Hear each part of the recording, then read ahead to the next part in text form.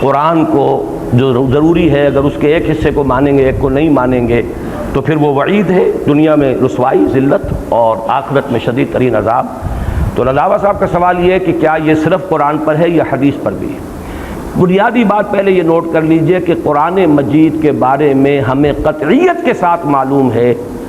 کہ بسم اللہ کے بے سے لے کر اور سورۃ الناس کے سین تک یہ مکمل محفوظ ہے، اس میں کوئی تحریف نہیں، اس میں کوئی حصہ ضعیف نہیں، اس میں کوئی حصہ قوی نہیں، جبکہ حدیث کے بارے میں کوئی شخص یہ نہیں کہہ سکتا۔ اس کے درجات ہیں، اس میں کوئی مستند ہے پوری طریقے سے، کوئی نہیں ہے،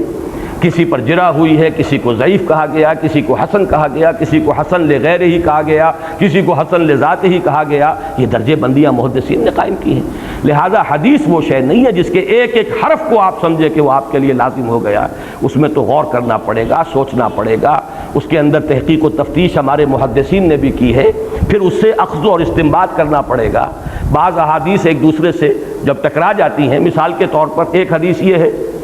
کہ مسجد میں داخل ہو کر مت بیٹھو جب تک کہ 2 رکعت نماز نہ پڑھ لو۔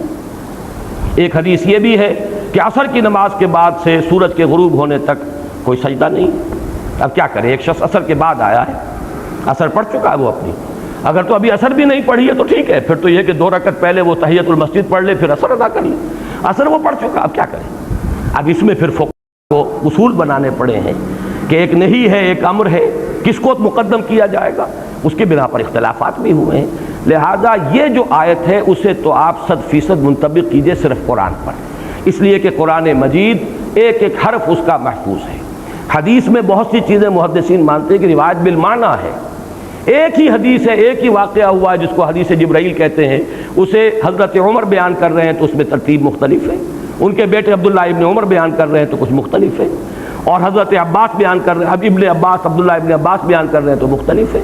حضرت ابو ہریرہ بیان کر رہے ہیں تو مختلف، ایک ہی واقعہ، اس لیے کہ وہ حدیث جبرائیل کا واقعہ 2 دفعہ نہیں ہوا ہے، ایک ہی واقعہ ہے، 4 راوی بیان کر رہے ہیں، تھوڑا تھوڑا فرق ہو گیا ہے، لیکن یہ معاملہ جو ہے قرآن کے بارے میں نہیں ہے، اس لیے ایک فرق جو ہے جو بھی ان کے درمیان ہے اس کو برقرار رکھیے۔ البتہ حدیث یا سنت یہ قرآن مجید کی مستند شرح ہے،